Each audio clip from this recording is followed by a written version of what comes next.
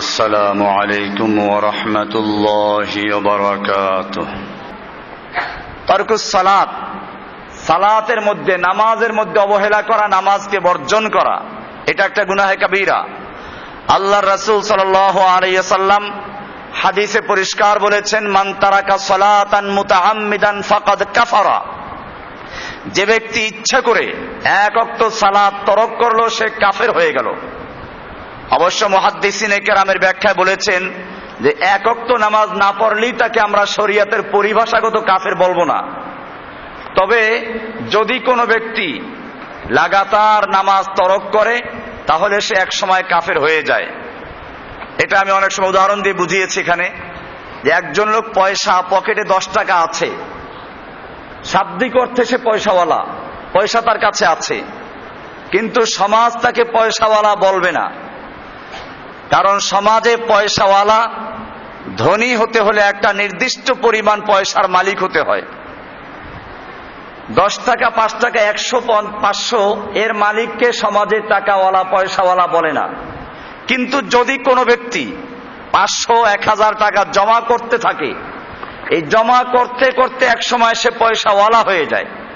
ঠিক তেমনি ভাবে যে লোকটা একটা নামাজ আদায় করলো না, সে একটা কুফরি করলো। 2 ওয়াক্ত নামাজ বাদ দিল, 2টা কুফরি করলো। দৈনিক 5টা, সপ্তাহে কয়টা, মাসে কতটা, বছরে কতটা। এইভাবে যে ব্যক্তি জীবনের একটা বড় অংশ নামাজ থেকে গাফেল থাকলো, নামাজ পড়লো না, সে ইমানদার থাকে না। সে আস্তে আস্তে ওই কুফরওয়ালা হয়ে কাফের হয়ে যায়। আর যখন সে কাফের হয়ে যায়, তখন তাকে মুসলিমদের কবরস্থানে দাফন করা যাবে না, তার জানাজা হবে না। এবং স্ত্রী যদি নামাজি হয়, পুরুষ বেনামাজি, অথবা উল্টো হয়, তাদের মধ্যে স্বামী স্ত্রী সম্পর্ক থাকবে না। এরকম ভাবে অনেক বিষয় নির্ভর করে এর উপরে।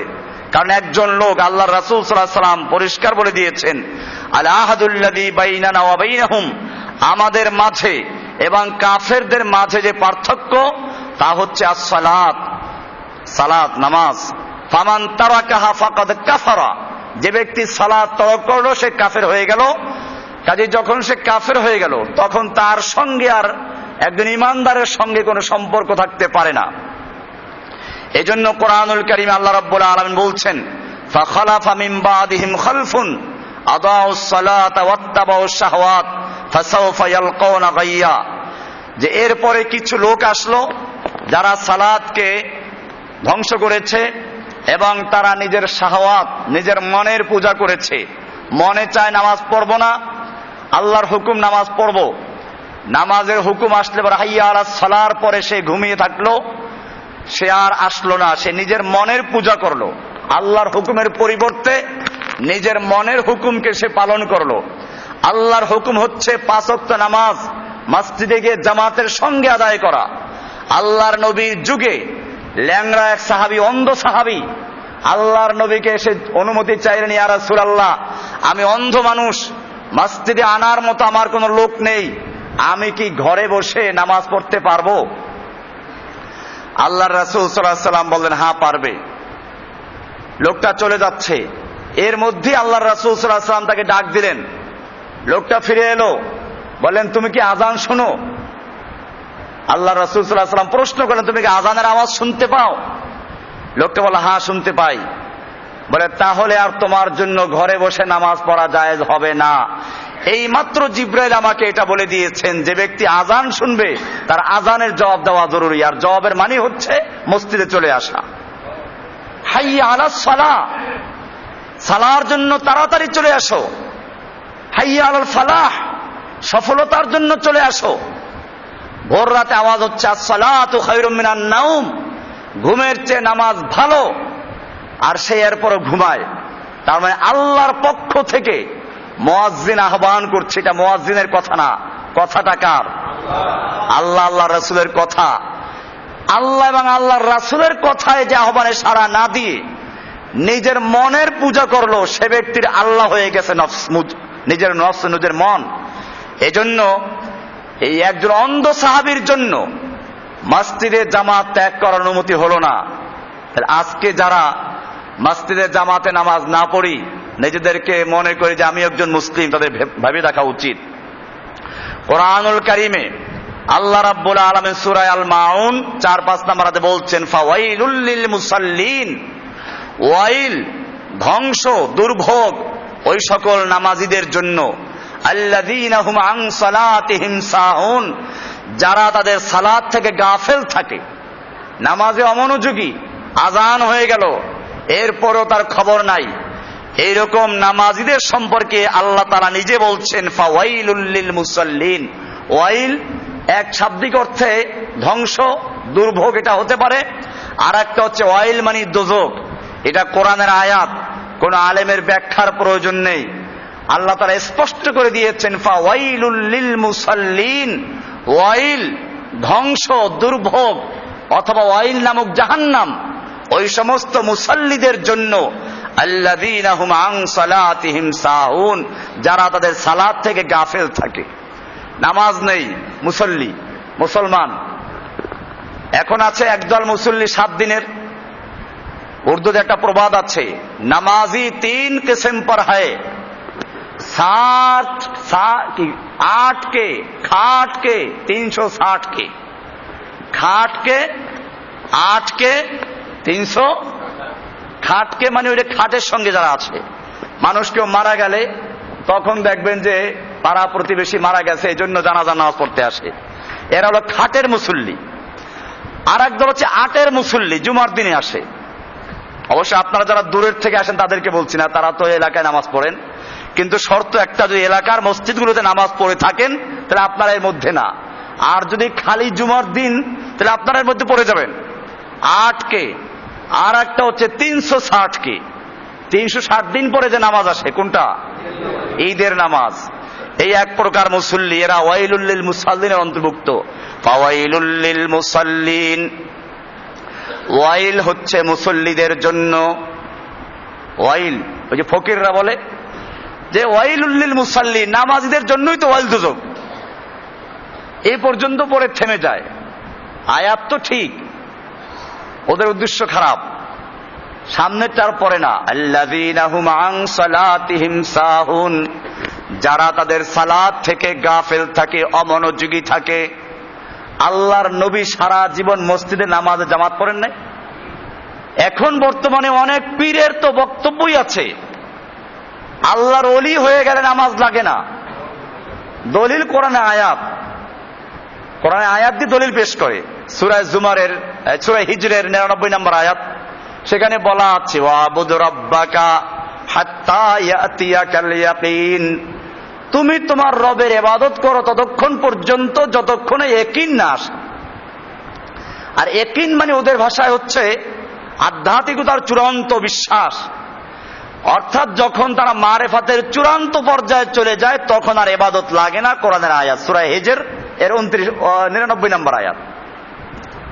কোরআনের আয়াত দিয়ে দলিল পেশ করলে এরপরে আর আপনি কি বলবেন?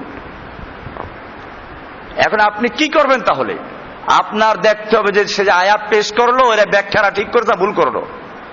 আল্লাহর রাসূল সাল্লাল্লাহু আলাইহি ওয়াসাল্লাম আয়াতের কি তর্জমা করেছেন, এই জন্যই আমরা বলি পড়ুন, না পড়লে আপনি বিভ্রান্ত হবেন।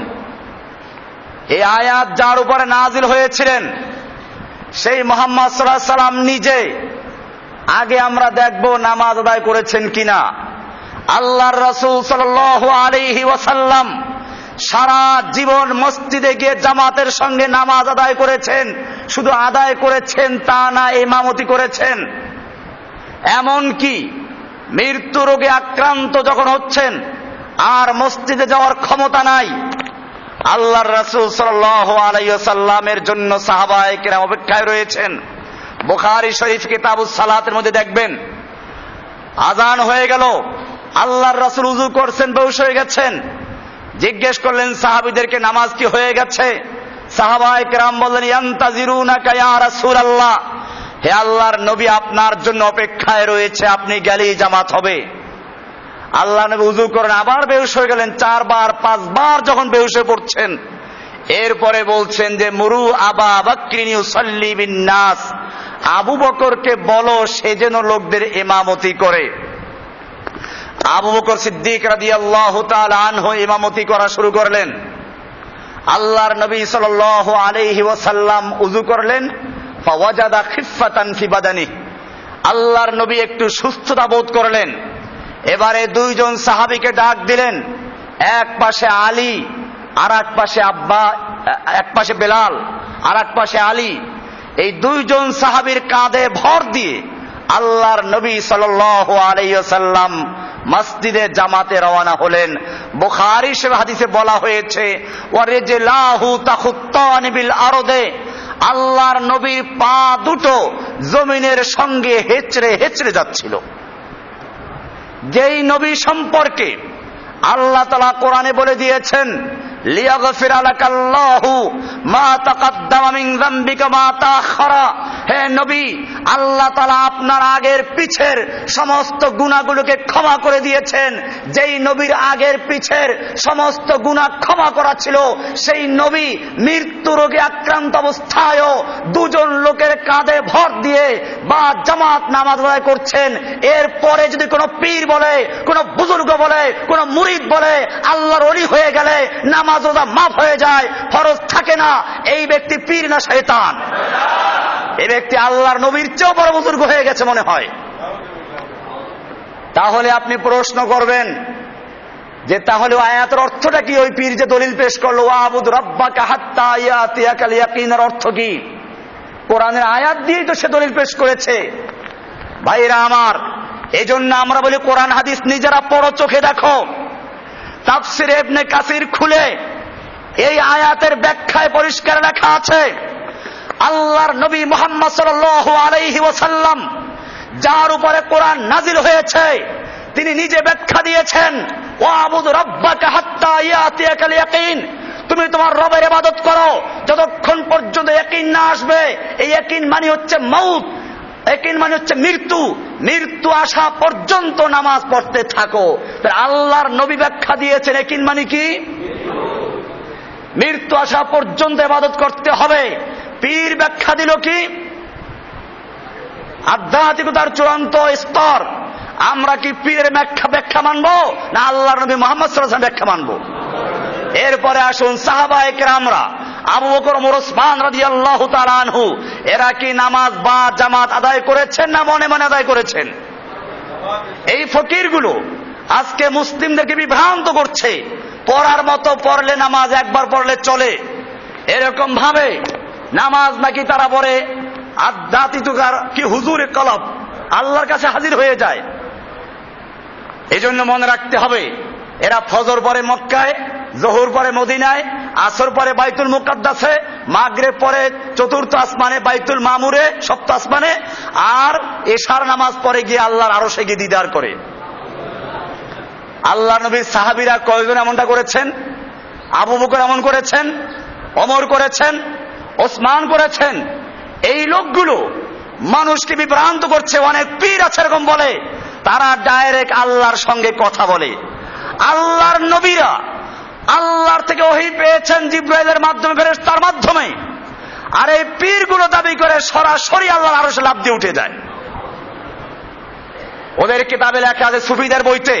এই জন্য সুফিবাদ ইসলামে বৈরাগ্যবাদ এবং খ্রিস্টবাদকে ঢুকিয়ে দিয়েছে। এই জন্য মনে রাখতে হবে, সালাত তরক করা কত বড় অন্যায়, গুনাহে কাবিরার মধ্যে একটা বড় গুনাহ। ওমর বিন খাত্তাব রাদিয়াল্লাহু তাআলা আনহু যখন ক্ষমতার মসনাদে আসীন হলেন, খেলাফতের দায়িত্ব নিযুক্ত হলেন, রাষ্ট্রীয় ফরমান প্রথম জারি করেছেন, ইন্না হাম্মাল উমুর ইনদিয়াস সালাত, আমার কাছে সবচেয়ে বড় গুরুত্বপূর্ণ কাজ হচ্ছে সালাত।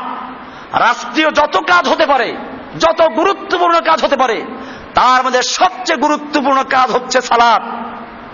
যে ব্যক্তি এই সালাত ঠিক রাখবে না, মনে করব সে রাষ্ট্রের অন্য অন্য কাজগুলো আরো বেশি ক্ষতি করবে। কারণ যে আল্লাহকে ধোঁকা দিবে, আল্লাহর হুকুম যে মানবে না, সে ব্যক্তি মানুষের হুকুম কি করে মানতে পারে? এজন্য মনে রাখতে হবে, সালাত আল্লাহর নবীর যুগে মুনাফিকরাও আদায় করত। মুনাফিকরাও আল্লাহর নবীর পিছনে নামাজ পড়তো, কারণ তারা জানতো যে আমরা যতই যা করি, যদি নামাজের জামাতে হাজির না হয় তাহলে ধরা পড়ে যাব, আমরা মুসলমান না। এই কারণে মদিনায় আল্লাহর নবীর সময়ে যে স্পষ্ট মুনাফিক যারা ছিল, এই মুনাফিক গুলো 5 ওয়াক্ত নামাজ জামাতের সঙ্গে আদায় করত। তাহলে বোঝা গেল বেনামাজিরা মদিনার মুনাফিকদের চেয়েও কি পরিষ্কার এগুলো, যে যারা বেনামাজি, নামাজের খবর নেই, এরা আল্লাহর নবীর যুগের মুনাফিকরা, যাদেরকে সবচেয়ে বেশি খারাপ বলা হয়েছে, বেনামাজি গুলো তার চেয়েও খারাপ, কারণ মুনাফিকরা বা জামাতে নামাজ পড়তো। এজন্য মনে রাখতে হবে, আল্লাহর রাসূল সাল্লাল্লাহু আলাইহি ওয়াসাল্লাম পরিষ্কার বলেছেন, মান তারাকা সালাতান মুতাআম্মিদান ফাকাদ কাফারা, যেই ব্যক্তি এক ওয়াক্ত নামাজ ইচ্ছে করে তরক করলো সে কুফরি করলো। এরপর আরেক জায়গায় বলেছেন ফাকাদ বারিয়াত মিনহু জিম্মাতুল্লাহ আযজা ওয়া জাল্লা, আল্লাহ তাআলা তার কোনো দায় দায়িত্ব গ্রহণ করেন না। আল্লাহর নবী সাল্লাল্লাহু আলাইহি ওয়াসাল্লামের এই সর্বশেষ মসজিদে যাওয়ার পরে যখন তিনি আর মসজিদে যেতে ক্ষমতা পেলেন না, তখন পর্দা ফাঁক করে দেখলেন মসজিদে জামাতে নামাজ হচ্ছে। চোখ দিয়ে পানি পড়তে আরম্ভ করলো। আম্মা জান আয়েশা রাদিয়াল্লাহু তাআলা আনহা বললেন, ইয়া রাসূলুল্লাহ, এই মুহূর্তে চোখে পানি আসার কারণটা কি? আল্লাহর রাসূল সাল্লাল্লাহু আলাইহি ওয়াসাল্লাম বলছেন, এটা আনন্দের পানি। আমি যেই সালাতকে কায়েম করার জন্য সারা জীবন চেষ্টা করেছি, যেই সালাতকে প্রতিষ্ঠিত করার জন্য আমি মার খেয়েছি, আমার উম্মতরা জামাতের সঙ্গে সেই সালাত আদায় করছে। আমি বিশ্বাস করি যে কিয়ামত পর্যন্ত আমার উম্মতের একটা দল সালাত কায়েম করতে থাকবে। সুতরাং যারা সালাত লাগে না, নামাজ পড়ার মতো একবার পড়লে চলে, সেইগুলো কি মুহাম্মদ সাল্লাল্লাহু আলাইহি ওয়াসাল্লাম উম্মত না শয়তানের উম্মত? পরিষ্কার শয়তানের উম্মত। ইসলামকে ধ্বংস করার জন্য ইহুদি খ্রিস্টানেরা ওদের মতবাদগুলো ইসলামে ঢুকিয়ে দিয়েছে। সেইগুলো হচ্ছে সুফিবাদ, বৈরাগ্যবাদ, আধ্যাত্মিকতার নামে। আধ্যাত্মিক শক্তি ছিল আবু বকর ওমরের, তারা কি নামাজ পড়েন নাই? এরা কোন বুজুর্গ? এরা কোন ধর্মের বুজুর্গ? এরা নিশ্চয়ই ওই ধর্মের বুজুর্গ যেই ধর্মে নামাজ নাই। খ্রিস্টান, ইহুদি, হিন্দু, সন্ন্যাসী, বৈরাগী। আল্লাহর রাসূল সাল্লাল্লাহু আলাইহি ওয়াসাল্লাম প্রতিবাদ করেছেন, লা রাহবানিয়াতা ফিল ইসলাম, নামাজ ব্যতীত কোন ব্যক্তি মুসলিম থাকতে পারে না। আল্লাহ নবী সাল্লাল্লাহু আলাইহি ওয়াসাল্লাম বলেছেন, মান তারাকা সালাতান মুতাআম্মিদান ফাকাদ কাফারা, যে ব্যক্তি এক ওয়াক্ত নামাজ ইচ্ছা করে তরক করলো সে কাফের হয়ে গেল, সে কুফরি করলো। আমাদের মাঝে আর কাফেরদের মাঝে পার্থক্য হচ্ছে সালাত। আল ফারকু বাইনার রাজুলি ওয়া বাইনাল কুফরি তারকুস সালাত, একজন মুমিনের মধ্যে আর একটা কাফেরের মধ্যে পার্থক্য হচ্ছে সালাত। এজন্য সালাত তরক করা গুনাহে কাবীরা, আর তরক করতে করতে সে ইসলাম থেকে খারিজ হয়ে যায়। সেজন্য গুনাহে কাবীরার থেকে বাঁচা, বিশেষ করে সালাত, 5 ওয়াক্ত সালাত বা জামাত আদায় করতে হবে। আল্লাহ সুবহানাহু ওয়া তাআলা আমাদের সকলকে বিষয়গুলিকে বুঝার এবং আমল করার তৌফিক দান করুন, আমিন। ওয়া সাল্লাল্লাহু তাআলা আলা নবিয়িনা মুহাম্মদ ওয়া আলা আলিহি ওয়া সাহবিহি আজমাইন। সুবহানাল্লাহি বিহামদিহি, সুবহানাকাল্লাহুম্মা বিহামদিকা, আশহাদু আল্লা ইলাহা ইল্লা আনতা, আস্তাগফিরুকা ওয়া আতুবু ইলাইক।